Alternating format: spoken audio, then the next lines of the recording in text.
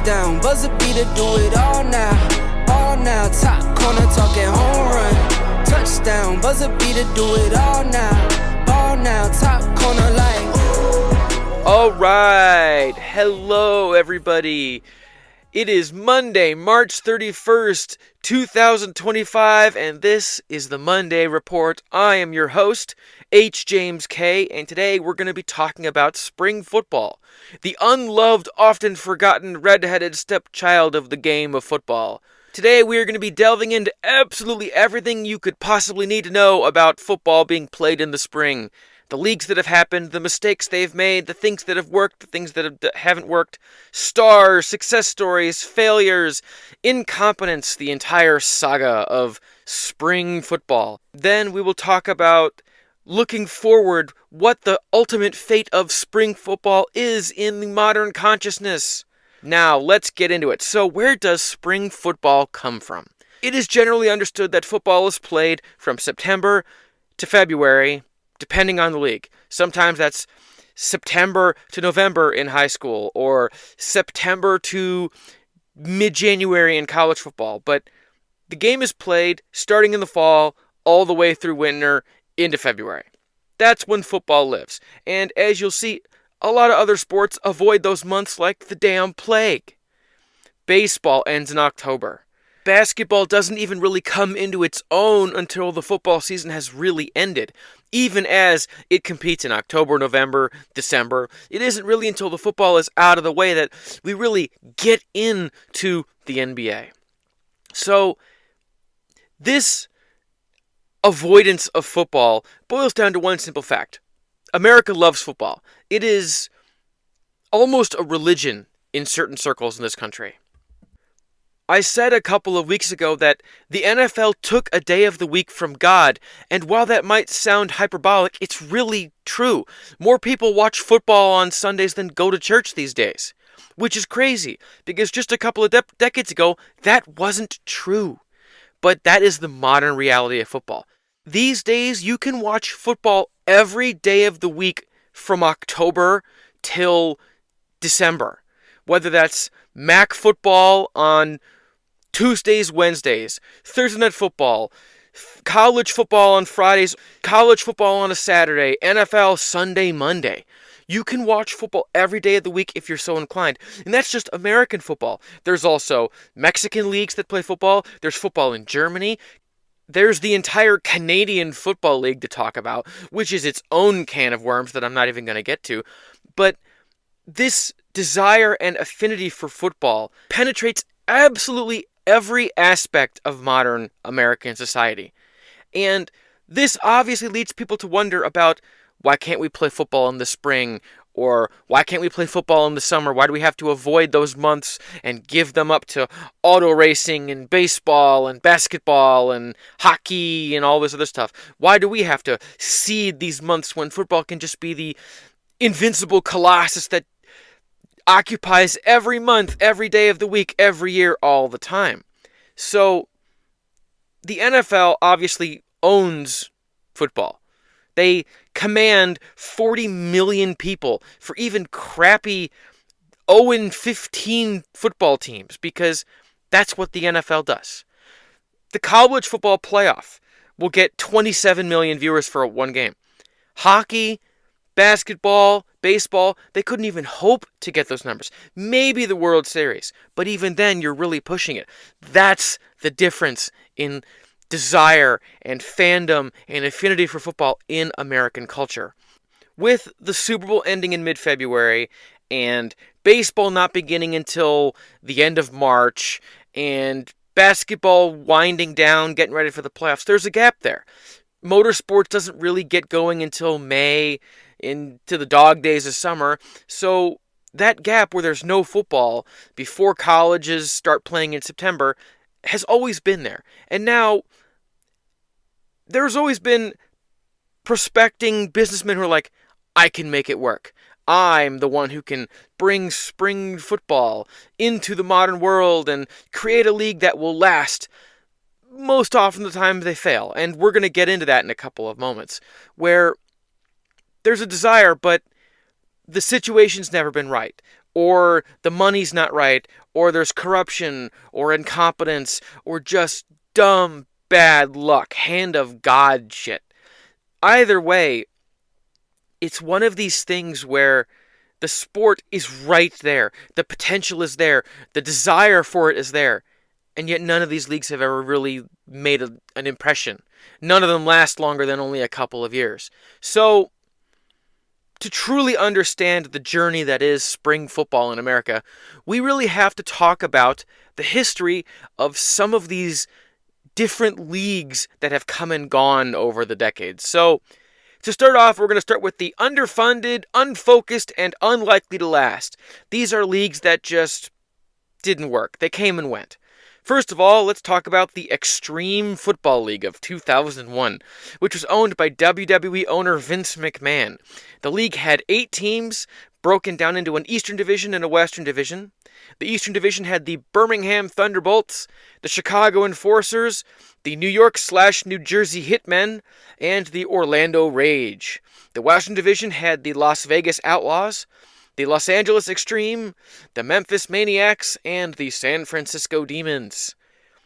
Vince McMahon aimed to bring a decidedly WWE showy flair to football, along with a more violent game with more presentation, which was very much part of the attitude era of the WWE at the time on television. So that was the aim, but in reality, all that happened is a gimmicky version of football with awful on-field play and stupid things like jerseys that would say nicknames or slogans instead of the people's names. Like, the most famous is obviously, "He Hate Me."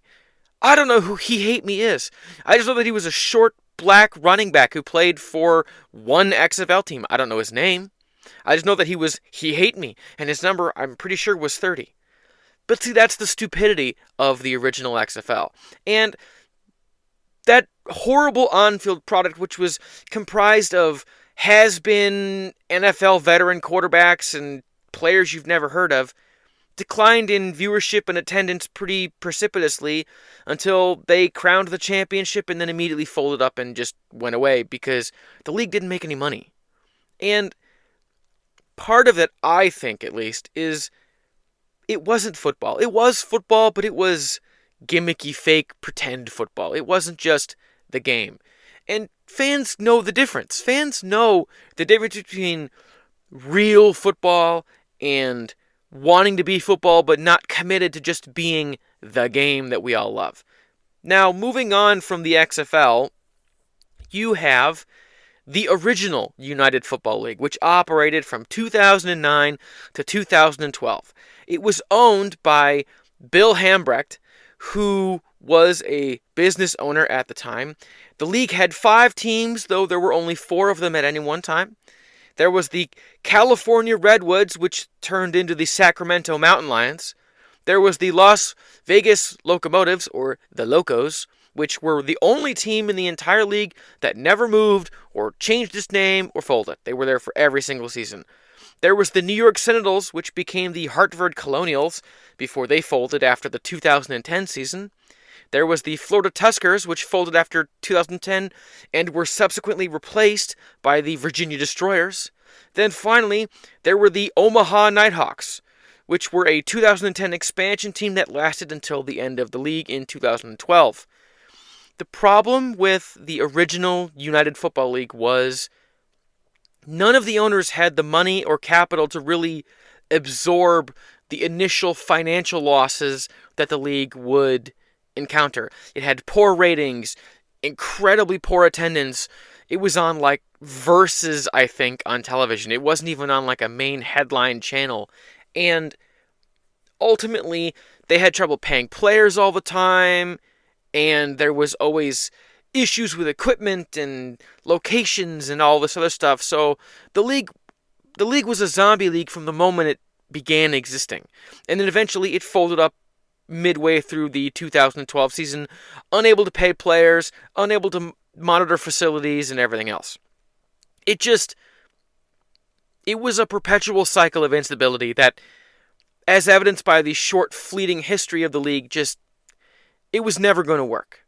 Now, maybe the most tragic of the underfunded, incompetent leagues is the Alliance of American Football. The Alliance of American Football was a short fly-by-night league that played for 5 weeks in 2019. It was started by Bill Polian and Charlie Ebersol, who had vast experience in NFL circles, and the designs of the league was to become a minor league of the NFL. It was supposed to be a league where NFL teams would send the bottom rung of their depth chart to these teams to get experience during the NFL offseason so they could then come back coached up and well-trained and ready to go for the NFL season. The Alliance of American Football, or the AAF, as everyone called it, had an Eastern Conference, which was the Atlanta Legends, the Birmingham Iron, the Memphis Express, and the Orlando Apollos. And then they had a Western Conference, which was the Arizona Hotshots. Excellent name, amazing uniforms, great local integration. There were the Salt Lake Stallions, the San Antonio Commanders, and the San Diego Fleet. Now, the Alliance of American Football almost ended before it even began. It had financial problems almost from the start. The league was announced in 2016. It started life in 2018 with an eye for the 2019 season. But even before the league started, they were already looking for a benefactor because they had several other benefactors lined up, people who were going to invest money. But one of them, a minority owner of the Minnesota Vikings, was arrested by the DOJ for money laundering and other financial crimes, and his multi-million-dollar donation just never went. So the league turned to Thomas Dundon, who was a venture capitalist in Silicon Valley. Dundon became the majority owner of the league on February 18th, 2019, which was just after the second week of the season. By then, there were already rumors that the league was struggling to pay players, even after only 2 weeks. So, after 8 weeks of play and $70 million of investments from Dundon, he made the unilateral decision as the controlling owner of the Alliance of American Football to shutter the league. Fans were outraged. Players were stunned. Their health care, their housing, all of it was just gone. Poof. Many of them were just released from their contracts, even if they had extra money they were supposed to be owed. But the league just folded up and went away. And it was really sad because there were teams like the Arizona Hotshots and the San Diego Fleet and the Orlando Apollos that were getting pretty decent engagement from their local communities. But the league itself was just, it was doomed from the start. It never had solid enough ownership to allow it to absorb the initial punishment that any new football league is going to have to endure before it can start to grow and expand and gain any semblance of permanence. So, moving on from incompetent, underfunded, doomed from the start leagues, now we got to talk about the, I call it, Hand of God. So, the Hand of God category has exactly one football league in it. The revival of the XFL in 2020. The league was a relaunch by Vince McMahon under one of his subsidiary companies with Oliver Luck as the league commissioner, and it was trying to get out in front of the newly revived United States Football League, which was going to be starting in 2021. The XFL 2.0 was a total rebrand of it. It ditched all the hokey, showy, we're going to bring more violence to the game, and all the really fakey, flashy, he hate me shit, and it was just trying to be a small-time spring football league. The league itself had 8 teams. It had an Eastern Division, which was the DC Defenders, the New York Guardians, the St. Louis Battlehawks, and the Tampa Bay Vipers. In the Western Division, it had the Dallas Renegades, the Houston Roughnecks, the Seattle Sea Dragons, and the Los Angeles Wildcats. Fan reaction to the XFL 2.0 was absolutely brilliant. It was getting great reactions on social media. Fan engagement in the crowds was really good in several stadiums. There were some really great storylines like PJ Walker and Jordan Tiamu. And then COVID. Yeah. Then COVID happened. And COVID killed the league because initially Vince McMahon was just going to keep on going, damn the torpedoes, we can't let the lockdown shut us down. And then the NBA had 3 COVID cases in one game for 3 players.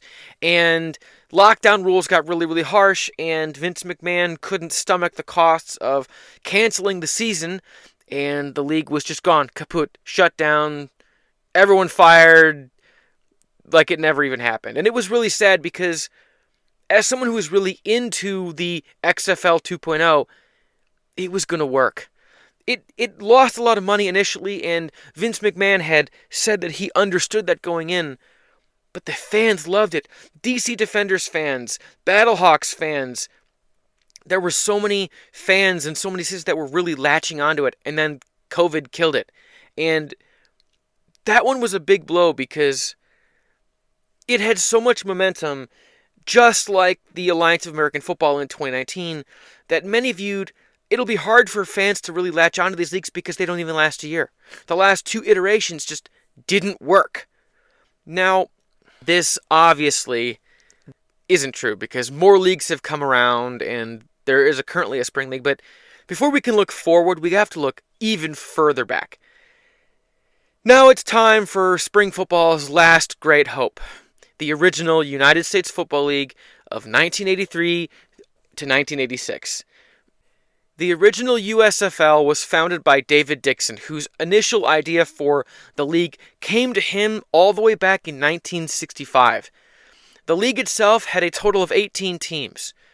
This is where it gets crazy. So the original 12 teams were the Arizona Wranglers, the Birmingham Stallions, the Boston Breakers, the Chicago Blitz, the Denver Gold, the Los Angeles Express, the Michigan Panthers, the New Jersey Generals, the Oakland Invaders, the Philadelphia Stars, the Tampa Bay Bandits, and the Washington Federals. After a reasonably successful 1983 season, there were several expansion teams in 1984, those being the Houston Gamblers, the Jacksonville Bulls, the Memphis Showboats, the Oklahoma Outlaws, the Pittsburgh Maulers, and the San Antonio Gunslingers. But behind the scenes, financial troubles abounded. The league itself was founded under the assumption that every owner of the league was going to be rich enough where they could absorb initial financial setbacks. Guys like Donald Trump, who owned the New Jersey Generals. So it's one of these things where all of the owners had money. And because they all had money, they wanted to spend that money. Originally, according to the Dixon Plan, as it was called, there was going to be a hard salary cap, a low salary cap of $1.5 million that was supposed to take up your entire roster's salaries. But almost immediately, teams started flouting that rule and signing players and blowing their salaries way out of proportion. These financial decisions, while they helped the league grow and helped fan engagement, ultimately led to an insane level of uncertainty. All of this financial uncertainty led to several teams either folding, moving, changing names, changing locations. It was crazy. So, to start, Arizona merged with the Oklahoma Outlaws for the 1985 season and became the Arizona Outlaws. Boston moved to New Orleans for 1984 and then Portland for 1985. Chicago just folded after the 1984 season. The Michigan Panthers merged with the Oakland Invaders for the 1985 season. Philadelphia moved to Baltimore in 1985, and the Washington Federals moved to Orlando and became the Orlando Renegades for 1985.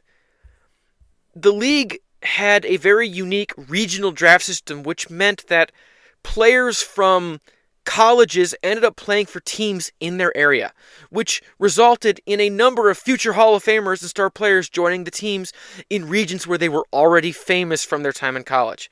These are players such as Jim Kelly, Steve Young, Reggie White, Sam Mills, Gary Zimmerman, and Herschel Walker.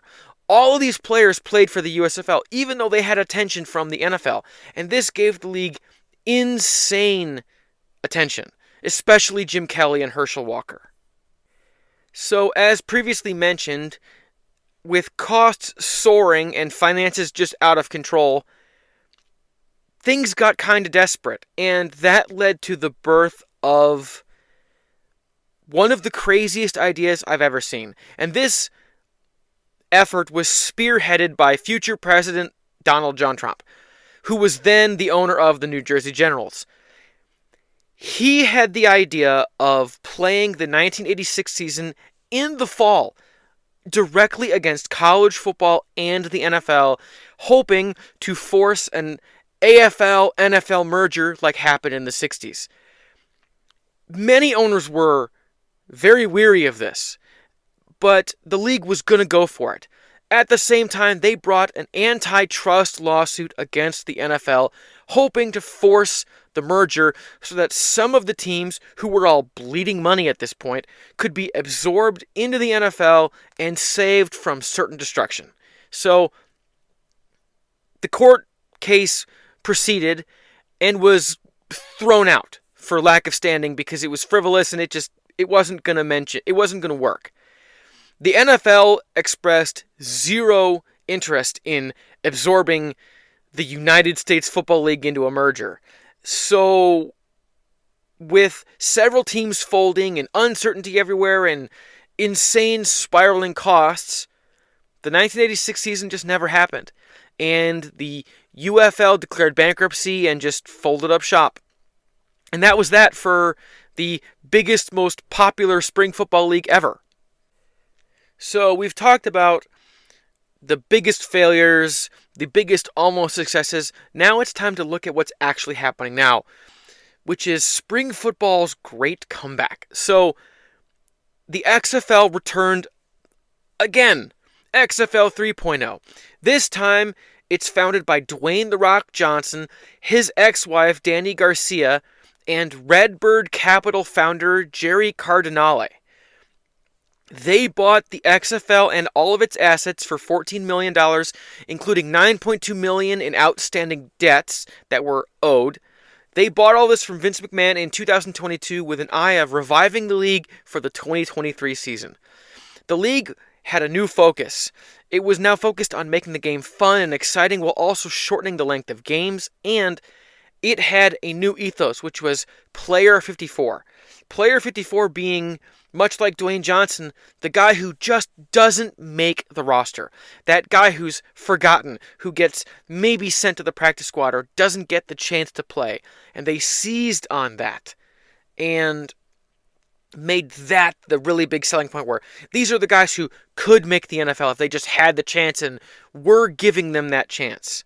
So the league had 8 teams, and some of these teams are holdovers from the XFL 2.0. Like, the league's North Division had the DC Defenders, the Seattle Dragons, they dropped the C in Sea Dragons, the St. Louis Battlehawks, and the Vegas Vipers, which moved from Tampa Bay to Las Vegas. They also had a South Division, which was the Arlington Renegades, which were originally the Dallas Renegades, but have been renamed to Arlington, the Houston Roughnecks, the Orlando Guardians, which moved from New York to Orlando, and the San Antonio Brahmas, which replaced the Los Angeles Wildcats at the behest of Dwayne Johnson, considering one of his nicknames was the Brahma Bull and his love and affinity for the city of San Antonio, Texas. So the XFL 3.0 had a number of star players like A.J. McCarron, the career journeyman backup from the NFL, who decided to ask for a release from his NFL contract where he was making the league minimum $300,000 a year to play for significantly less so that his children, his young boys, could watch their father play meaningful snaps as a starting quarterback in professional football. And that storyline was like wildfire for the XFL 3.0 in 2023. You also had quarterback Jordan Tiamu, who was the 2023 season MVP.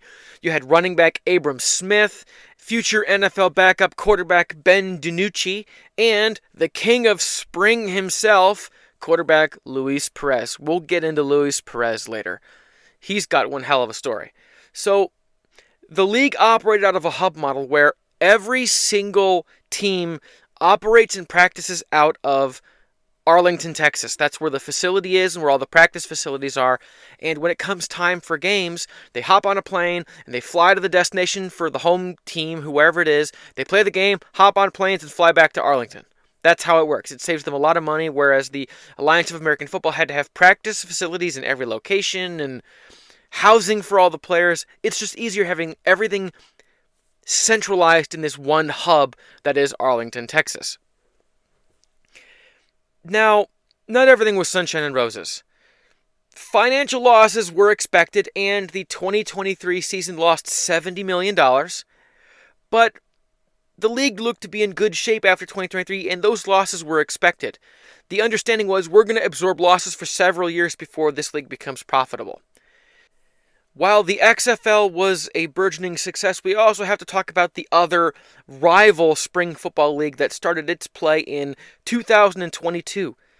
The second iteration of the United States Football League, which played 2 seasons. It was founded by Daryl Johnson and Fox Corporation in 2021, with Fox being a 50% owner. It started playing in 2022 using a business model similar to the XFL, where all the games were played in only 4 stadiums, with no fans or minimal fans, and everyone used the same hub city for all their practices and everything. So, this model allowed them to save considerable money on rentals for stadiums and facilities and planes and people and food and staff and all of these other things that you need for a home game and a whole bunch of NFL stadiums or soccer stadiums or whatever. So the league itself had 8 teams. It had a North Division, which was the newly revived Michigan Panthers, the New Jersey Generals, the Philadelphia Stars, and the Pittsburgh Maulers. The South Division had the Birmingham Stallions, the Houston Gamblers, the Memphis Showboats, and the New Orleans Breakers. Notable players of the USFL were wide receiver Cavante Turpin, who is currently playing in the NFL, quarterback Case Cookus, and quarterback Ben DiNucci, as I mentioned earlier, who played in the USFL in 2022 before leaving to play in the XFL in 2023. Due to the fact that the USFL had that hub model, as I mentioned, they actually posted a profit in 2022 of $7.5 million compared to the $70 million in losses of the XFL. Now, those 2 teams had reasonably successful 2023 seasons, and going into 2024, it looked promising. Before we get into what happened to those 2 leagues, I find it important that we have to really explore what role does spring football play in American sports, because that informs the current iteration of all those sports leagues and their vision going forward. So the big thing with spring football is it provides new opportunities for players, whether that's for players who have been in the NFL and have lost favor or those who never even got a chance. It allows them the opportunity to get on the field and play meaningful games. Guys like Cavante Turpin, who was the kick returner for the Dallas Cowboys, he got his start with the newly revived New Jersey Generals. He actually was league MVP in 2022 as a kick returner. Now he's a Pro Bowler in the NFL. You had P.J. Walker, who was so impressive in the 2020 XFL season that he's been a consistent second and third string quarterback in the NFL ever since. He never returned for spring football again. You have A.J. McCarron, who became a media darling after he led an insane 18-point comeback in like 1 minute and 20 seconds at the end of a game in 2023, and then gave a tearful explanation of his reasoning for joining the XFL, wanting to play in front of his boys and show them what he could do in front of the cameras and on the field and everything, and it became a media sensation. You have guys like Luis Perez, the king of spring, who has crafted a career out of spring football. Perez has played in every season of spring football since 2019. He played in the AAF's Birmingham Iron. After that, he played for the New York Guardians in the 2020 XFL. After that, for the 2021 season, Luis Perez played for the little-known Jousters of the Spring League, which is no longer with us. After that, he went to the USFL for the 2022 season, where he played for the newly revived New Jersey Generals. In 2023, he played for the newly revived XFL 3.0, playing for the hapless Vegas Vipers, before being traded to the Arlington Renegades, where he led them on a late-season surge and an upset victory over the DC Defenders to win the 2023 XFL Championship. In 2024, Perez returned to the Renegades, though the season was disappointing, finishing 3-7 on the year. Now, Perez returns for a third season with the Arlington Renegades, and they actually won their first game this last weekend. The Spring Leagues, on top of providing new opportunities for players, also give a chance to test out new rules. The revivals of the XFL and the USFL have brought with them new ideas about transparency around officiating, where officials are mic'd up while they're deliberating over penalties, and more review of officials, and you can hear play calls of the coaches, and the players are mic'd up, and you get all of this more access. And the XFL had new rules about extra points, where you could do a 2-point, a 1-point, 2-point, or 3-point conversion, and there was no kickoffs for extra points. Or new versions of a kickoff where the players stand close together and nobody moves until the ball is caught, and all of these things that ended up getting adopted by the NFL, some of them. So it allows the game of football to innovate when the NFL is often very reluctant to change, and college football is just its own universe with its own rules and its own setup and everything. This all helps us understand where the league can kind of fit in and what it can try to do and how it can push forward the game of football while also keeping the game of football in the American consciousness year-round. That brings us to the present. After the 2023 season, the XFL and the USFL had a merger where each of them ditched a couple of teams and combined into a newly reformed United Football League, the second United Football League. The merger meant that the leadership of both the USFL and the XFL combined with the leadership of the XFL kind of taking over, while Fox Corp was also a 50% owner in the new UFL. And 4 teams from each league joined the new league, but the XFL brought 5 brands with it. So the DC Defenders, the St. Louis Battlehawks, the Houston Roughnecks, the Arlington Renegades, and the San Antonio Brahmas joined the Michigan Panthers, the Memphis Showboats, and the Birmingham Stallions in the new UFL.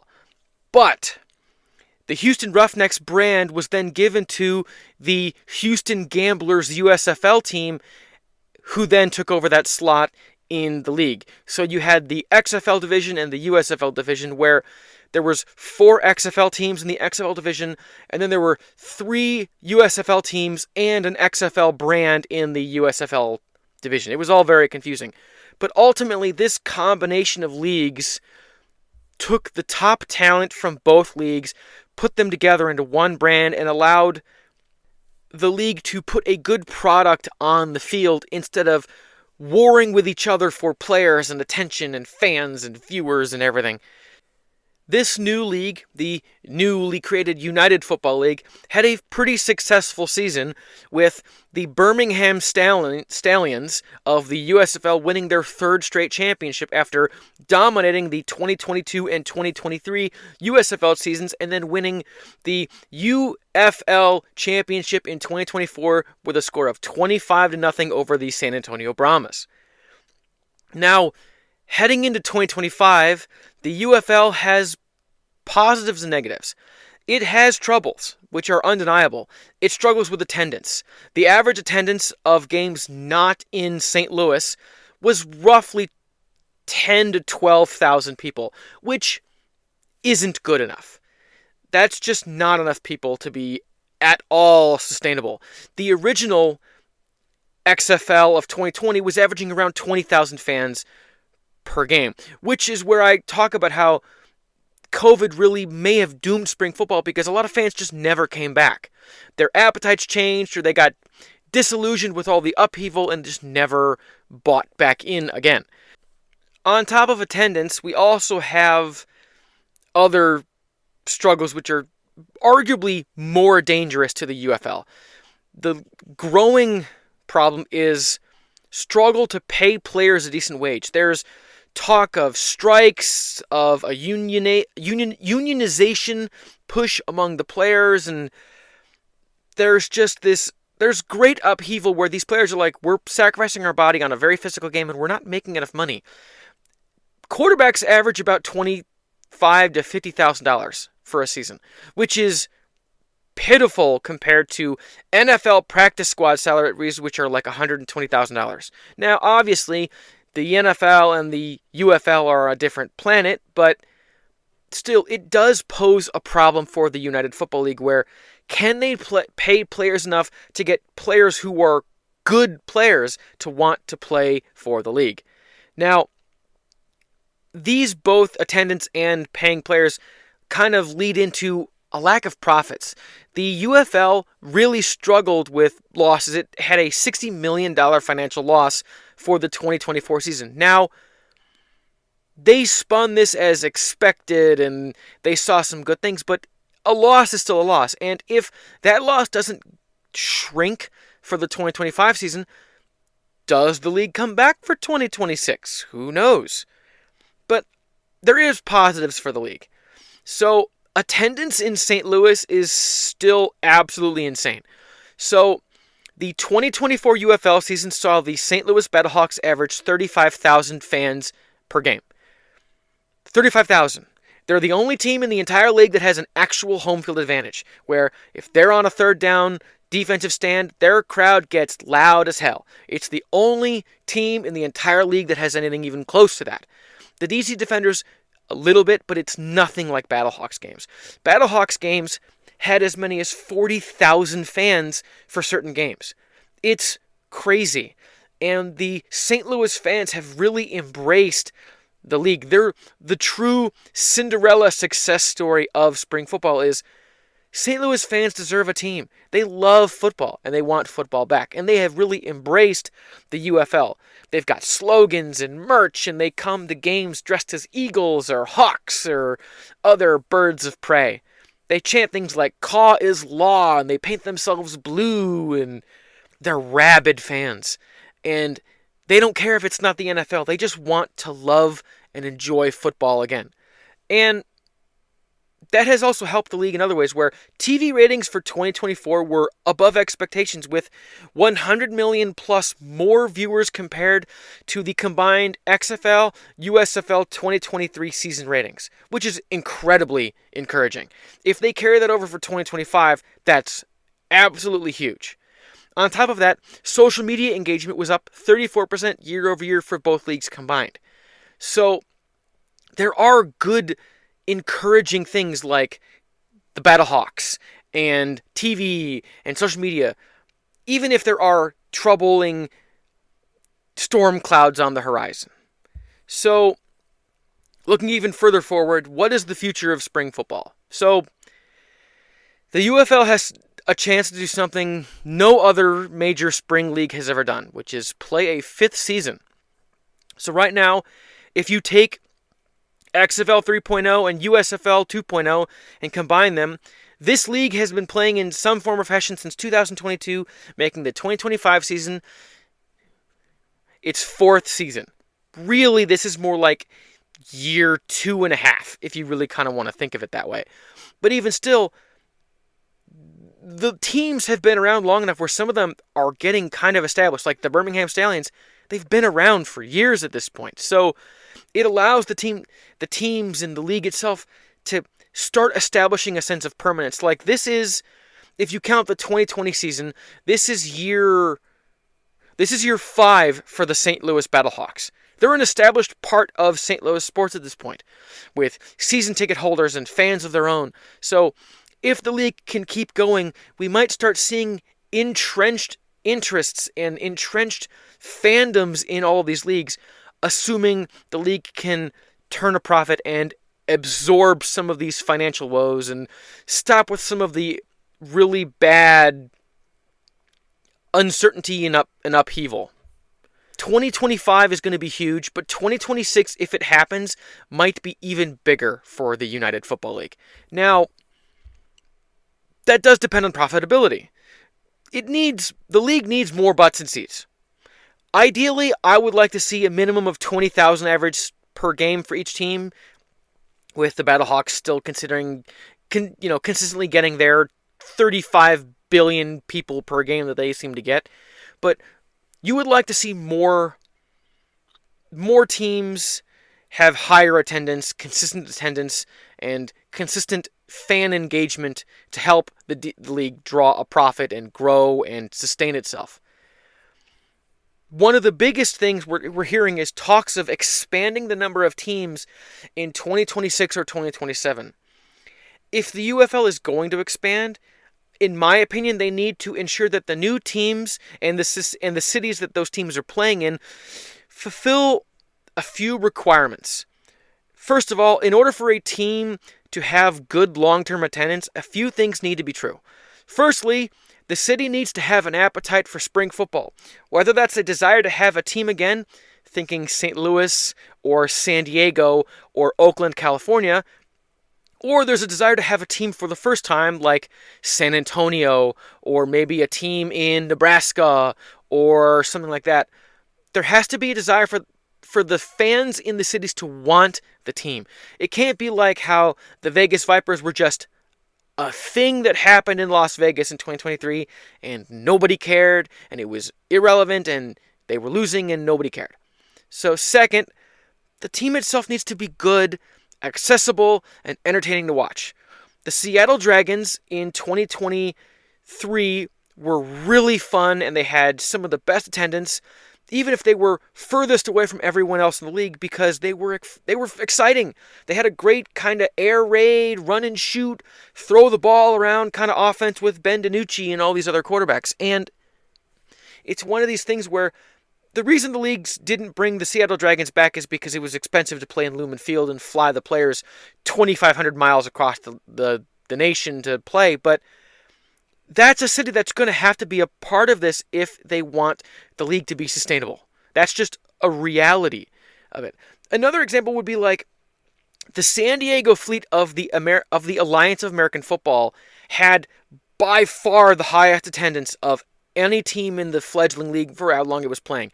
Fans really embraced the league because they were feeling sore over the fact that the Chargers left. The Chargers said, we don't like San Diego fans anyway. We're going to go shack up with our half-brother, the LA Rams, and go play in their field. So the fans felt really burned by that, and they wanted another team out of spite. And then the Alliance of American Football folded, and San Diego hasn't had another chance to have a league. Maybe San Diego is another team that you really want to get a new team so that fans have a desire to go to the games and want to. And thirdly, the teams, and this one is really underrated that doesn't get talked about enough, the team has to play in a good stadium.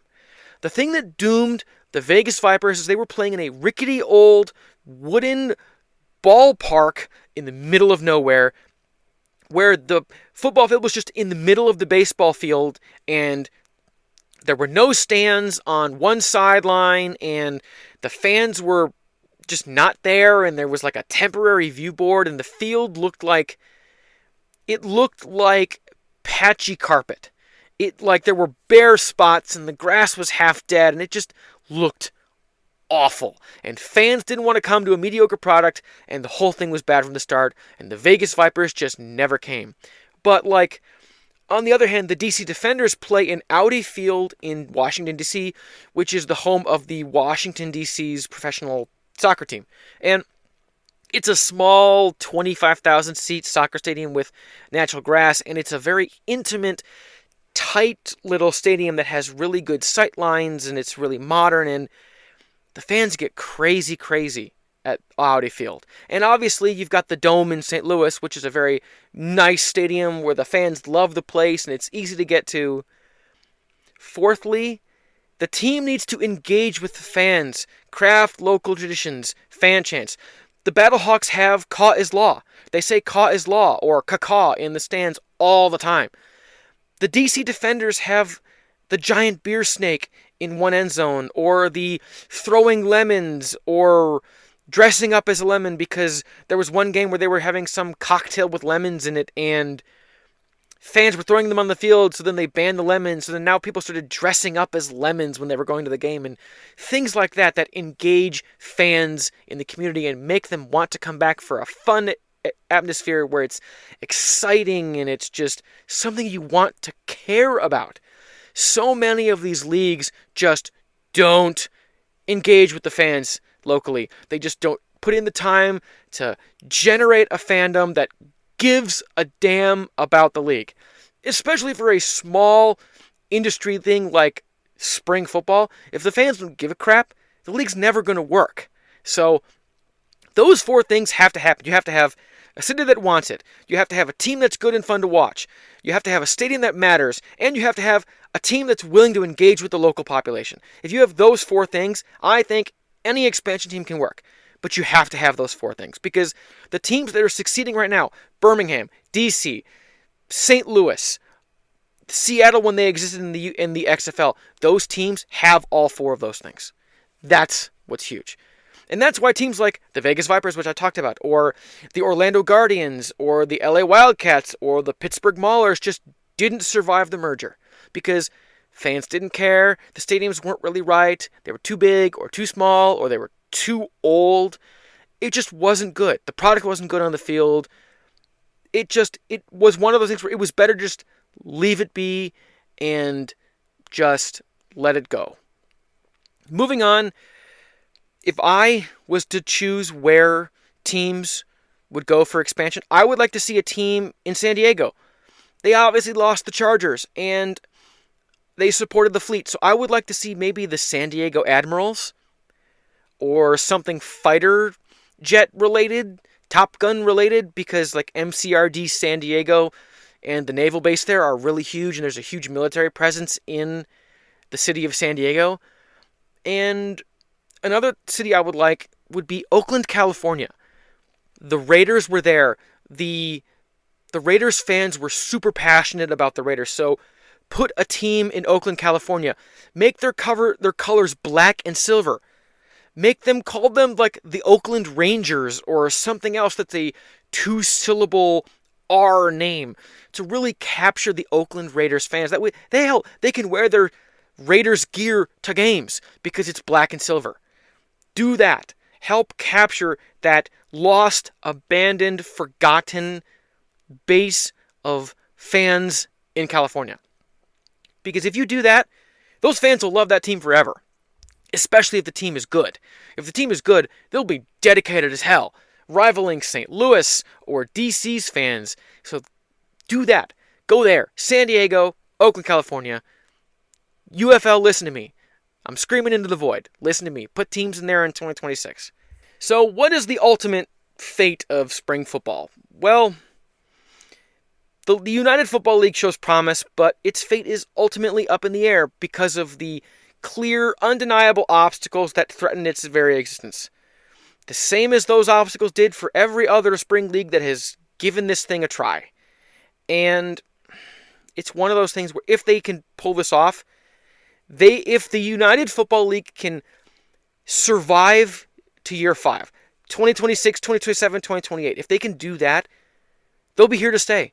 They won't be going anywhere. It'll be like how we have the NHL or the Canadian Football League or the NBA. It'll just be another sports league that exists in the American sports consciousness. And we can finally put this debate of can it work to rest, because it won't be can it work, it'll just be yeah, it worked. And I would love that. I think football fans everywhere would love to just end the will it work and just turn it into yeah, it totally worked. And I'm glad that it worked. That'll about do it for talk about spring football. So next week I'm going to be doing a preview of the NCAA men's college basketball national championship game, which is actually next Monday. So I will be doing a preview of the two teams that made it. I'll go through their rosters, their strengths and weaknesses, what they did during the regular season, all of that kind of thing to help people really understand their journey to the game and where they're going and where they've come from and everything you would need to know going into the game. And even as I'm kind of a casual, I'm going to give you all everything you could need to know about the National Championship game, the end of March Madness. It's going to be great. All right, so I want to thank everyone who's watching on YouTube. I'm getting a lot of viewers on YouTube right now. It's actually nice. It's kind of growing. So I want to thank all of you who are watching on YouTube. Like, comment, subscribe, hit the bell icon, do all the things, share it with your friends, share it with your family, help me grow the channel. For those of you listening on Apple Podcasts, Spotify, every other podcast index out there, thank you. I know it's hard to find my podcast. It's really hard to find. So thank you for searching it out. Thank you for listening. Please share it with your friends, share it with your family, share it, help me grow this thing so we can keep doing this and keep having fun talking about sports. All right, my name is H. James K. Thank you for tuning in. Until next time.